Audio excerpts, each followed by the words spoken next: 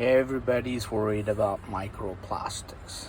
If you're worried about microplastics, get yourself an old-time coffee pot or percolator and make yourself some coffee.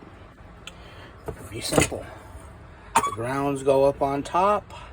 You fill it with, put the water at the bottom of the line. Voila.